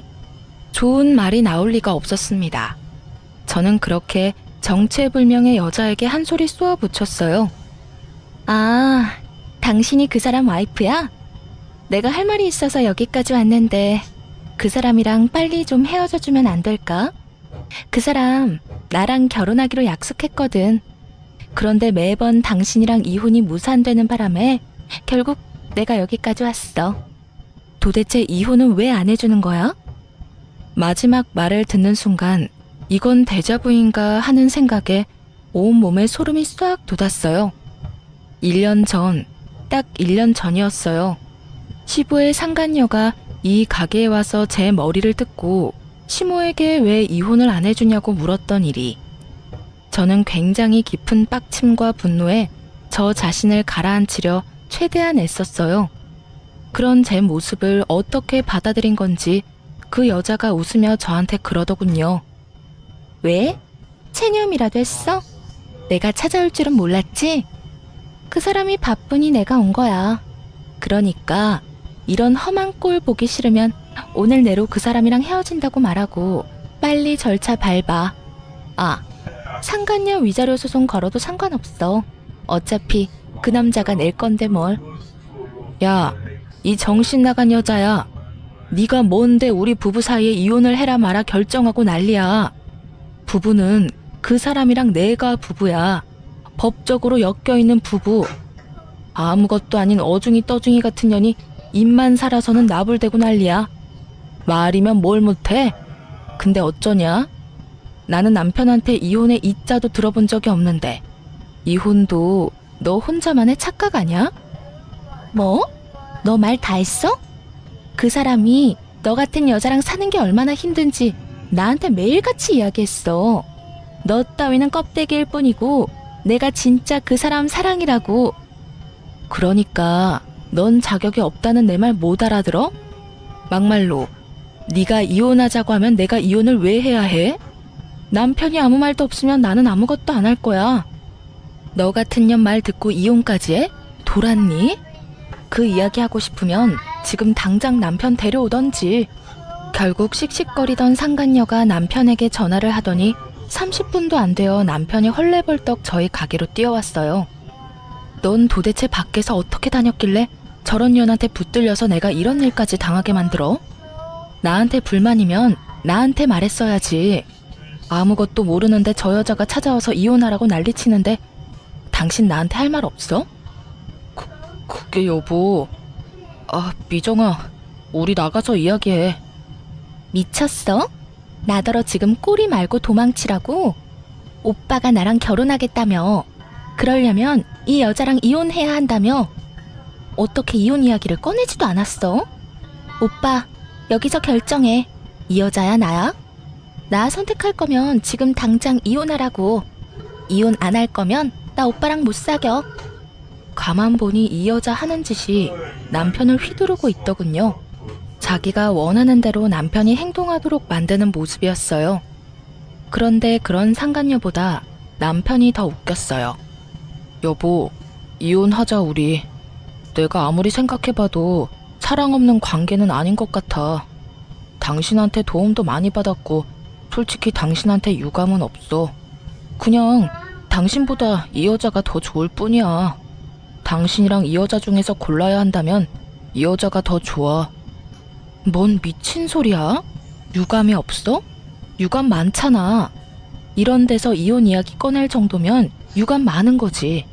어떻게 당신이 나한테 이럴 수가 있어? 내가 당신 어머니 수발드는데 너는 그런 어머니랑 마누라 놔두고 바람 피울 생각이 잘도 들었네. 그래, 좋아. 이혼해주지. 못해줄 건 또 뭐야? 이혼 소송하자. 누구한테 더 이득인지 불행인지 한번 까보자고. 결국 저도 이 상황에 열받아서 이혼을 받아들였어요. 시어머니가 이 상황에서 이혼을 하게 된 감정을 그대로 느낄 수 있어서 더 화가 났어요. 아무리 부전자전이라 하더라도 이런 것까지 따라할 필요는 없잖아요. 저는 그 길로 시모에게 찾아갔습니다. 어머님, 안 좋은 소식이 있어요. 그 사람이랑 저 이혼하기로 했어요. 오늘 그 사람 상간녀가 저희 가게 찾아와서 이혼하라고 막 요구하고 거기까지 이야기했을 뿐인데도 시어머니 얼굴이 완전 놀라움과 분노로 뒤덮여 버렸더군요. 뭐라고? 진짜 아들이 상간녀를 데리고 왔어?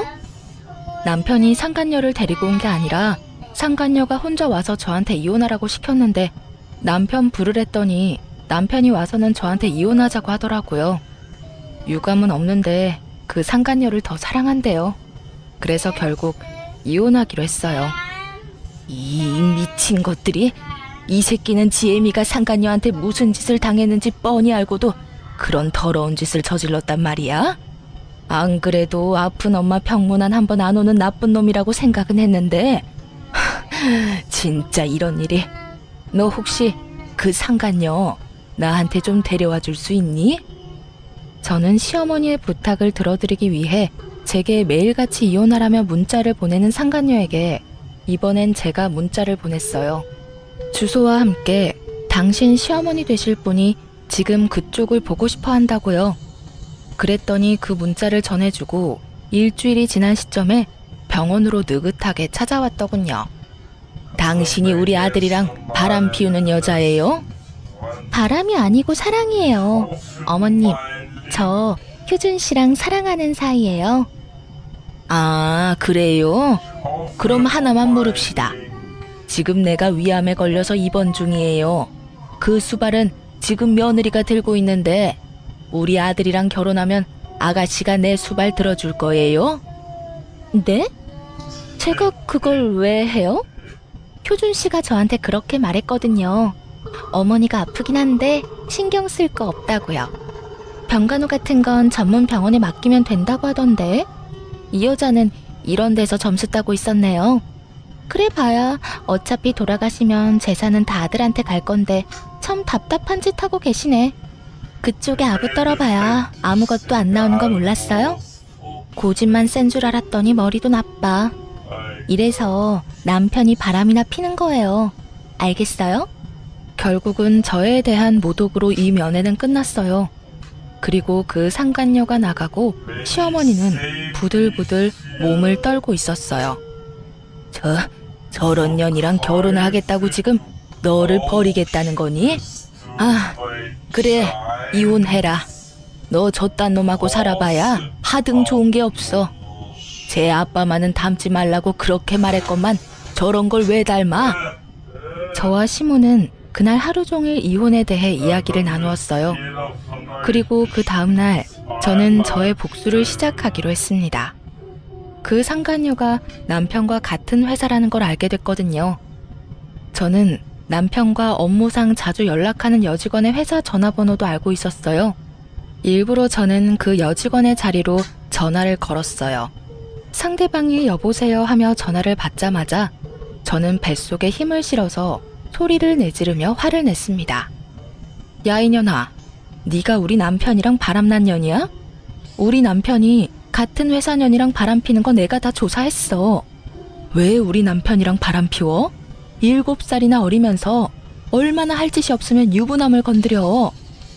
너 일부러 화장도 떡칠하고 향수 냄새 풀풀 풍겨서 우리 남편한테 꼬리쳤지? 그리고는 우리 가게에 찾아와서 한바탕 난리를 쳤겠다. 나도 알아. 너 우리 남편이랑 사내 연애 하는 거. 내가 당장 너희 잡아다가 다리 몽둥이를... 아니에요. 제가 아니라고요.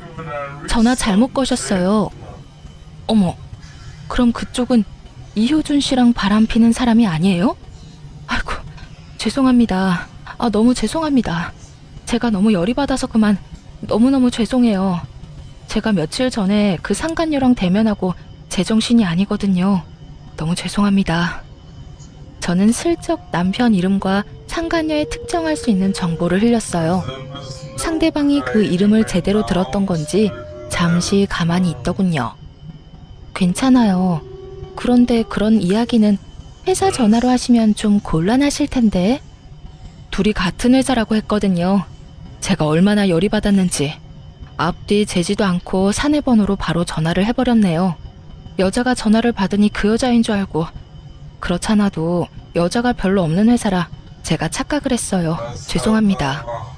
그렇게 전화를 끊었지만 결국에는 남편 회사에 소문이 파다하게 났더라고요. 그 전화를 받으신 분이 제 기대에 부응해서 여기저기 소식을 부지런히 알려주신 모양이었어요. 결국 남편이 그 회사 직원이랑 바람을 핀다는 것이 알려지게 되고 유독 친밀하게 지냈던 상간녀의 이름이 자연스레 거론되며 두 사람 다 회사를 그만두게 되었어요. 그 회사가 사내연애가 금지인데 사내연애를 한 데다가 불륜관계로 이어졌으니 회사에서 거의 해고 형식으로 잘라버렸더라고요.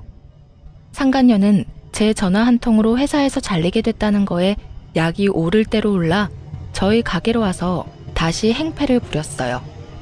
야, 너 도대체 회사에 무슨 짓 한 거야?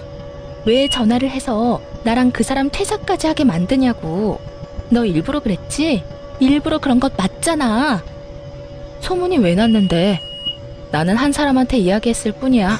그것도 착각해서. 그런데도 퍼진 건 내 탓이 아니지. 내가 퍼뜨려 달랬어.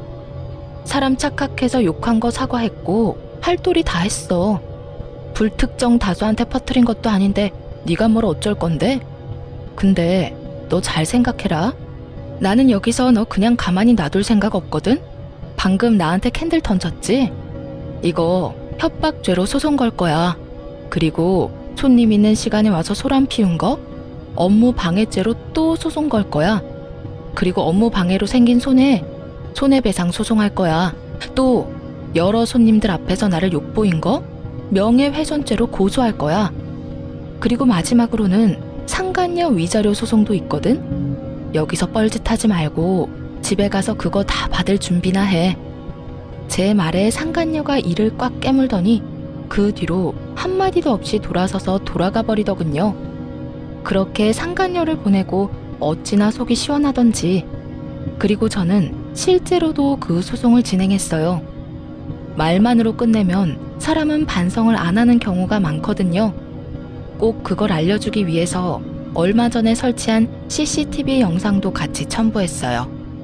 어차피 가게 로비만 찍는 거고 미리 커다랗게 CCTV가 있다고 스티커도 붙여놔서 사생활보호법 그런 거 하나도 관련 없거든요.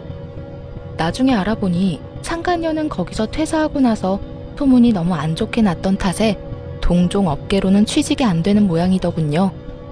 경력 다 버리고 콜센터에 계약직으로 취직했다고 들었으니 말이에요. 다른 사람의 악성 민원으로 감정 노동에 시달리고 있을 텐데 말 같지도 않는 말로 일반인을 분노케 한 장본인이 결국은 다른 이들의 분노를 고스란히 받고 있다니 참으로 속이 시원하더군요. 그리고 저에게 화를 내던 상간녀와 달리 남편놈은 퇴직금으로 제게 위자료를 지급하고 착실히 다른 곳에 취직을 했더군요. 그렇지만 급하게 취직하느라 급여는 예전보다 훨씬 적은 곳이었어요. 남편놈이 왜 이렇게 쿨하게 구는지 저는 상간녀를 통해 대충 짐작하는 바가 있었습니다. 바로 시어머니 명의의 가게와 집, 그리고 시부 앞으로 되어 있는 시댁 아파트가 남편의 보험이었더라고요. 시모는 암치료 중으로 언제 죽을지 모르고 시부도 연세가 많아 곧 돌아가실 거라고 생각한 건지도 모르죠. 그렇지만 언제나 그렇듯 사람 일은 뜻대로 되는 게 하나도 없다는 걸 남편은 모르고 있었어요. 남편과 제게 이혼 판결이 떨어진 건 5개월이 지난 날이었어요. 그리고 그때부터 시어머니와 제가 뿌려놓은 씨앗을 고스란히 거둘 때였죠. 남편과 제가 이혼 확정된 것을 알게 된 시어머니는 헐값에 어머님의 피부 미용실을 제게 물려줬어요. 어차피 너한테 주려고 했던 거야. 그리고 지금 내가 아파서 일을 못하잖니? 네가 사장이 돼서 잘 이끌어준다면 내 마음이 더 편할 거야. 그리고 이렇게 이혼하고도 네가 나를 생각해주는데 내가 어떻게 너한테 아무것도 안 해줄 수가 있어? 그거야말로 인간의 도리가 아니지. 어머님, 그래도 이렇게 헐값에 파시면. 헐값이라니? 너네 간병까지 해주지 않니? 늙은이 수발도 들고 일까지 도맡아 하는데 이건 헐값이 아니지. 결국 저는 시어머니의 성황에 그 가게를 물려받았고 대신 시어머니의 이름도 직원으로 넣어드렸어요. 언제고 다시 돌아오실 수 있도록 말이죠. 그리고 시어머니는 가게를 물려준 며칠 뒤 전 남편과 제가 살고 있던 신혼집마저 팔아버렸어요.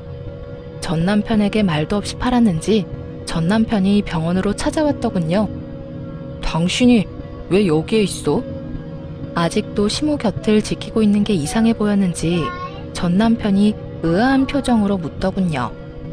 내 직원 내가 돌보는 게 뭐가 그렇게 이상해? 직원? 아, 맞다, 어머니. 어째서 이 사람한테 가게를 주신 거예요? 내 가게를 내 직원한테 물려준 건데 뭐가 이상하니? 아니, 이 사람 이제 저랑 헤어졌다고요. 아무 관련 없는 사람이잖아요. 왜 관련이 없어? 너보다는 훨씬 나하고 더 관련이 있는 사람인데 1년이다.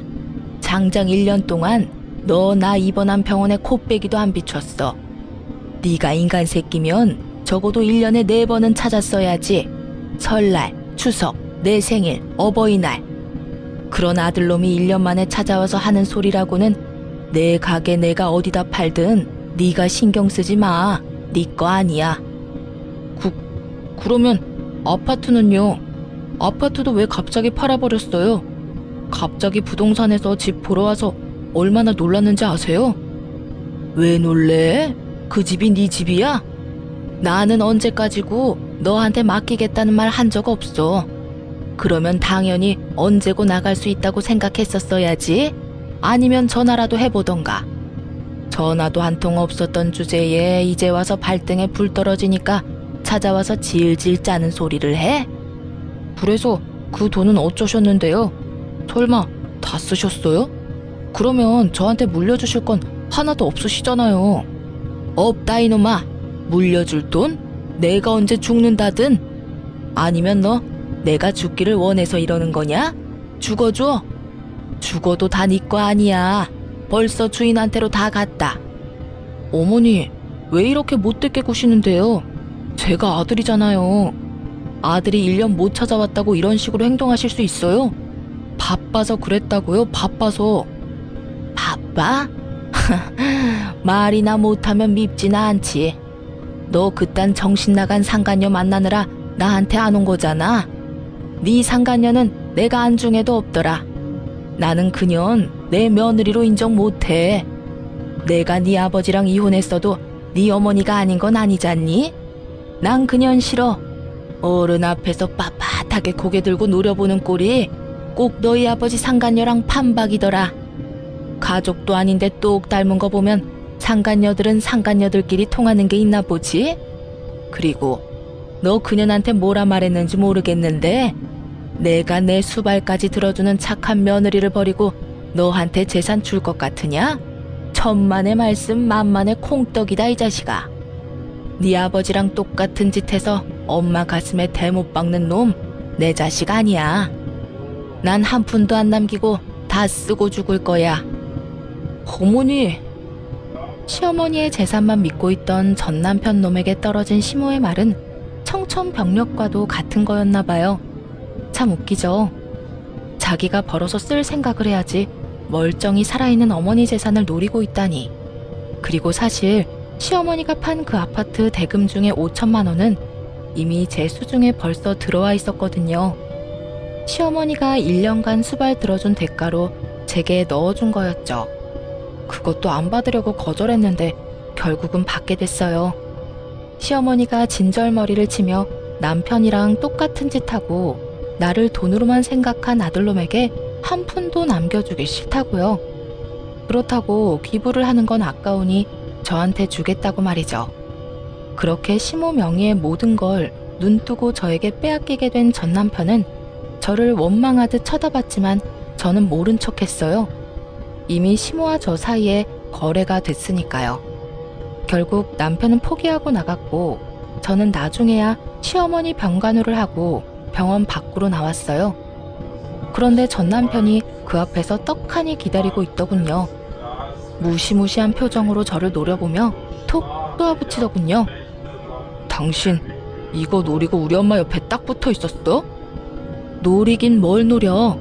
최소한의 인간의 도리를 지키는 중인데 이거 원래 네가 했어야 할 일이야. 어머님 모시고 어머님 병간호하는 거. 어디서 인간 탈 쓰고 다니는 짐승 주제에 나한테 그딴 말도 안 되는 말을 꺼내? 여태껏 다 팽개치고 열심히 딴 년이랑 하하호호 즐겁게 잘 노며 더러운 짓 했던 주제에 감히 누구한테 그딴 소리를 해? 제발, 당신은 다 가져갔잖아. 내가 위자료까지 깔끔하게 줬잖아. 그런데 왜 내가 가지고 있던 걸 다 가져가는 거야? 내가 가져간 게 아니라 나한테 오던데? 그리고 그 말 하기 전에 최소한 어머님 트라우마는 건드리지 말았어야지. 상간녀가 가게로 쳐들어온 경험이 한 번이면 몰라도 본인 병간호하는 며느리한테도 일어났다고 생각해봐. 나 같아도 진절머리가 나서 상간녀 절대 인정 못하지. 그 일 때문에 저렇게 화가 나신 거라고? 이미 두 사람 사이는 끝이 나셨는데 아직까지? 시아버지랑 똑같은 가해자 입장이니 당한 사람이 어떤 기분인지 모르지? 봐, 당한 사람은 끝까지 못 잊는 법이야. 어머님만 그런 줄 알아? 나도 마찬가지야. 나는 어머님보다 더하면 더했지 덜하진 않을 거라고. 그리고 상간녀한테 잘 이야기해줘. 내가 준 선물 받고 열심히 나한테 돌려주라고. 그게 무슨... 궁금해하는 전남편 놈 남겨두고 돌아오는데 속이 다 시원하더군요. 지가 생각하던 계획을 하나하나 부셔놓으니 이제야 좀 마음이 편해졌어요. 그전까지 가슴속에 돌덩이 하나 얹혀진 듯 갑갑하더니 내게 저리 절절 매는 전남편을 보니 10년 묵은 채증이 다 내려가는 기분이었습니다. 전남편은 제가 마지막에 상간녀에게 한 말이 궁금했나 봐요. 그런데 그 다음날 저녁에 시어머니 병원에서 다시 마주쳤을 때는 그저께와 정반대로 울상이 돼서 저를 기다리고 있었죠. 당신 그 여자한테 무슨 소송을 그렇게 걸었어? 벌써 소식 들었어? 벌금이며 위자료 엄청 나왔지? 잘 됐네. 나도 혼자 살려면 걱정이었는데 이렇게 위자료 두둑히 챙기게 돼서 다행이고. 그 소송이 뭔지 알고 싶어? 내가 일하는 가게 와서 폐악질 부리고 손님들 앞에서 나 모욕하고 내게 물건까지 던진 위자료와 벌금이지. 그러게, 상간녀 관리를 잘하지 그랬어? 왜, 그 여자가 전화와서 자기는 상황이 안 되니 너한테 도와달라고 하디? 그래서 나한테 쪼르르 달려와서 소송 왜 그렇게 많이 걸었냐고 항의라도 하라던? 해봐. 이미 법적인 판결 끝났고 그 여자는 나한테 돈 줘야 할 것만 남았어. 뭐 나는 당신이 내도 상관없다고 생각하니까 둘이서 잘 상의해서 주던가. 근데 안 주면 나 끝까지 용서 안 해. 그거 내 정신적 위자료고 내 인생 망쳐먹은 너희들이 져야 할 책임이거든. 누가 내든 안 주면 압류며 뭐며 할 수 있는 조치 다 취해서 숨도 못 쉬도록 만들어줄 테니까. 악에 받쳐서 따박따박 받아치는 제 말에 남편놈이 제게 바싹 마른 입술에 침을 묻혀가며 양손을 모으더군요. 여보, 내가 이렇게 빌게. 나 그 여자랑은 헤어졌어. 그 이상한 여자가 자기 때문에 이런 일 벌어졌는데 나한테 도리어 돈 대신 내달라고 떼를 쓰더라고. 게다가 돈이 한두 푼도 아니고 몇 천만 원을. 그러니까 내가 이렇게 빌 테니까 그 여자랑 나 두 번 다시 엮지 마. 당신도 알다시피 나는 당신 위자료 갚았고 재산도 이제 한 푼도 없어. 집도 이미 팔리는 바람에 월세 살고 있단 말이야. 나한테 그 여자 돈 내달라고 하지 마. 왜? 사랑한다며. 그럼 계속 쭉 사귀지 그랬어? 나는 그 여자 대신 돈 내줄 사람 있으면 더 좋은데? 미안하다고 했잖아, 여보. 누가 여보야? 나 네 여보 아니야. 우리 이제 남남인 거 몰라? 알았어. 그 여자한테 당해보니까 당신 소중함을 알았어. 그러니까 우리 다시 시작해보지 않을래? 내가 정말로 잘못 생각하고 있었던 것 같아. 내 인생 구원해주는 게 당신이라는 걸 이제 깨달았어. 그 여자가 가는 곳곳마다 사고만 쳐서 내가 수습해야 하는데 당신은 다르잖아. 저는 재수없는 표정으로 남편에게 살며시 가운데 손가락을 내밀어주며 썩은 미소를 날려줬습니다. 헛소리는 상간녀한테 가서 하시고요. 나는 그럴 생각 1도 없으니 이만 내 앞에서 꺼져. 결국 전 남편은 철벽 같은 제 모습에 상심하고 돌아서더군요. 그러게 있을 때 좀 잘하지. 항상 나쁜 놈들은 잃고 나서 후회를 하더라고요. 시아버지 상간녀 위자료로 우리 돈 뺏겼을 때도 제가 나서지 않았으면 돈 잃고 집도 잃고 나중에 후회만 했을 놈이 살려줬더니 나중에 이런 식으로 은혜를 원수로 갚는 걸 이미 알아버렸는데 제가 돌아올 거라 기대하는 건 무슨 정신 나간 생각인지. 어쨌든 이렇게 저는 전 남편과 손절하고 열심히 새로운 인생을 살고 있습니다. 사실 이혼하고 그 집 나온 것 말고는 크게 변한 것도 없어요. 하던 일도 똑같고 직장도 같으며 환경은 예전과 비슷해요. 그렇지만 그 사이에 좋은 일도 있죠. 시어머니의 암 치료가 잘 돼서 요즘은 제 피부 미용실에서 같이 지내며 일하고 계시거든요. 제가 열심히 병간호를 했더니 지금은 이렇게 간단한 일 하는 것 정도는 하실 수 있게 되어 너무 좋아하세요.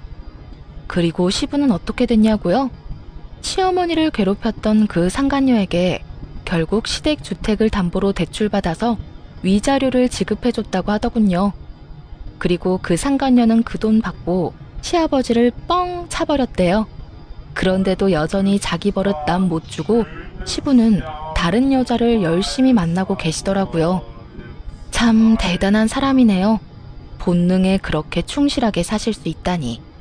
저로서는 상상도 못할 일인데 어쨌든 그쪽과는 이제 전혀 연이 없어 만나지도 않고 우리 손님들을 통해서 여기저기 소식은 간간히 듣고 있어요.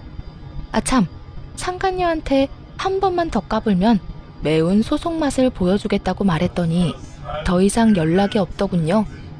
그 화살은 전부 전 남편에게 돌아가 열심히 저 대신 그 원망 다 듣고 있다는 것도 잘 들었고요. 그러게 한 번의 선택에 영원히 고통받을 수도 있다는 걸 잘 알았어야죠. 둘 다 서로에게 열심히 고통 주고 있으니 저는 이제 관심 끊어도 될 것 같아요. 제 사연은 이제 끝이 났네요. 이야기 들어주신 분들 모두 감사합니다. 오늘도 좋은 하루 되세요.